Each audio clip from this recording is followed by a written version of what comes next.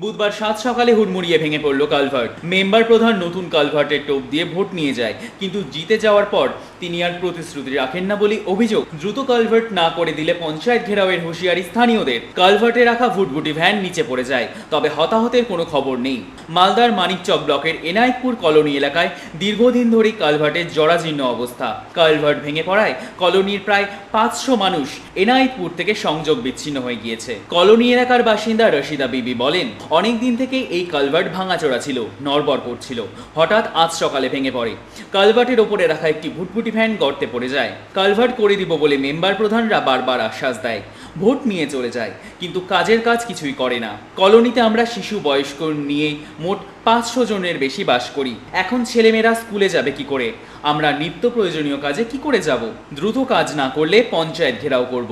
এই প্রসঙ্গে স্থানীয় তৃণমূল গ্রাম পঞ্চায়েত সদস্য মোহাম্মদ হাসেন আলী বিগত কংগ্রেস পঞ্চায়েত সদস্যের ঘাড়ে দায় ঠেলে দিয়ে বলেন, আমি ভাঙা কালভার্ট দেখে এসেছি। জনপ্রতিনিধি হওয়ার পরপরই অ্যানুয়াল অ্যাকশন প্ল্যানে কলোনির এলাকায় রাস্তা এবং কালভার্টের কাজ করে দিয়েছি। দ্রুত টেন্ডার হয়ে কাজ করে দেওয়া হবে। বিগত কংগ্রেস গ্রাম পঞ্চায়েত সদস্য জরাজীর্ণ কালভার্টের জন্য কিছুই করেননি।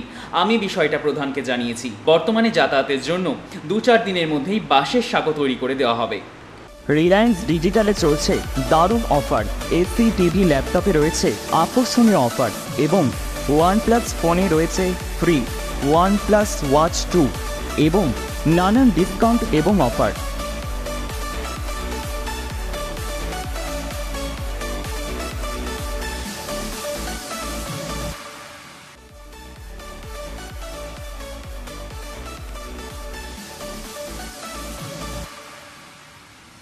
দশ বড় বালি ছিল ভুটভুটিতে করে, ওই রাস্তাটা ভেঙে গেল। আচ্ছা, ব্রিজ ভেঙে গেল। হ্যাঁ, ভুটভুটিওয়ালার অসুবিধা হয়ে গেছে, খুব ঘা হয়ে গেছে, চোট লেগেছে। আচ্ছা, এই রাস্তাটা প্রত্যেক 10 সাল থেকে বলছে মেম্বার মুখিয়াকে, কোনো দায়িত্ব নেই না। আজকে বলছে কি বানিয়ে দিব, কানেকশন হয়ে গেছে। কই কানেকশন হয়েছে? আমরা 1000 লোক কোথায় যাব এখান থেকে? না হলে আমরা ব্লক ঘেরাও করব, পঞ্চায়েত ঘেরাও করব, রাস্তা ঘেরাও করব। এই জিনিসটা দেখতে হবে। কি কি সমস্যা হলো? এই যে ভেঙে গেল, কি সমস্যা? আমরা এখন যেতে পাবো না ওই পারে। আচ্ছা, ভোটের সময় আসছে, ওই বলছে কি আমার ভোট আছে, ওই বলছে কি আমার ভোট আছে, ও বলছে কি আমি নিজের জমি বিক্রি করে দিব, আমার বাপের জমি বিক্রি করে দিব। আমার করছে না এখানে। তো এখন বাচ্চারা স্কুল যেতে পারবে? আর বাচ্চারা এখন কেউ যেতে পারবে না, একটা সাইকেল যেতে পারবে না। আচ্ছা, আমরা দেখুন 10 সাল থেকে এখন ফেরাদে চলছে, বা গ্রামের কোনো নাম নাই, কিভাবে আমরা চলবো? আচ্ছা, আপনার নাম? আমার নামটা শেখ একরামুল। আচ্ছা, স্থানীয় বাসিন্দা। যে হঠাৎ করে ব্রিজটা পড়ে গেল, ওখানে একটা ভুটভুটি ছিল দাঁড়িয়ে, ওটাও পড়ে গিয়েছে, ভেঙাচুরা হয়ে গেছে। আবার এখন ড্রাইভারকে চোট লেগেছে? হ্যাঁ, চোট, পায়ে ব্যথা হয়ে গেছে। এই ব্রিজের অবস্থাটা কেমন ছিল? হিল ছিল, আগে জানানো গিয়েছিল। হ্যাঁ, নড়মড় করছিল। মেম্বারকে, প্রধানকে, সবকে জানানো গিয়েছে। তো বলছে কি ভোট সরবে তো আবার করে দিয়ে দিব, ভোটটা সরবে তো হয়ে যাবে। আবার এমনি করে বলছে আর করে দিচ্ছে না। এমনি খালি আশ্বাস দিচ্ছে, করে দিয়ে না। কেউ বলছে, সবাই বলছে কি একটা রাস্তা করে দেন, বলছে কি না একটু পরে করব, একটু ভোট পরে করব।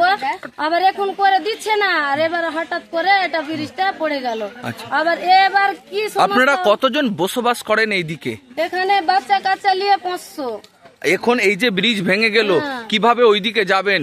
বাচ্চারা স্কুল কিভাবে যাবে? কোনো রাস্তা নাই তো, আর এমনি কোথায় থেকে যাবে? তো কোনো রাস্তা নাই। বাচ্চাগুলা স্কুল যাবে, কি জল আনতে যাবে, কিছু করতে, এখন রাস্তা নাই।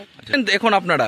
আমরা এখন সবাই মিলে যাব পঞ্চায়েত যে ঘেরাও করব, ওরাকে বিজ্ঞাপ করব, তারপরে আমাদেরকে রাস্তা করে দিবে। আপনার নাম? আমার নাম রশিদা বিবি।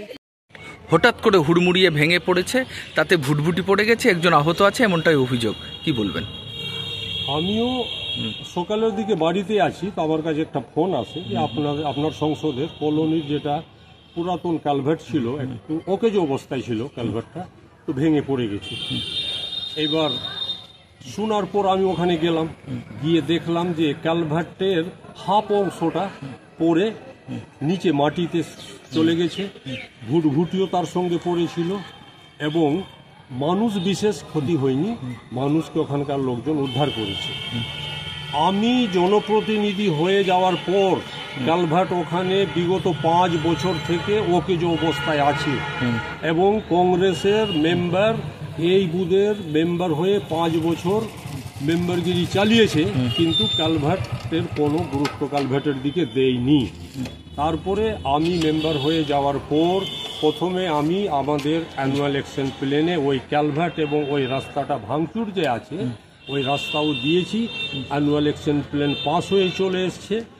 এই কিছুদিনের মধ্যে টাকা ঢুকলে ওই রাস্তা এবং ওই কালভার্টটা কাজ শুরু হয়ে যাবে। বর্তমানে কিন্তু এখন বিচ্ছিন্ন প্রায় 500 মানুষ, কিভাবে তারা যাতায়াত করবে?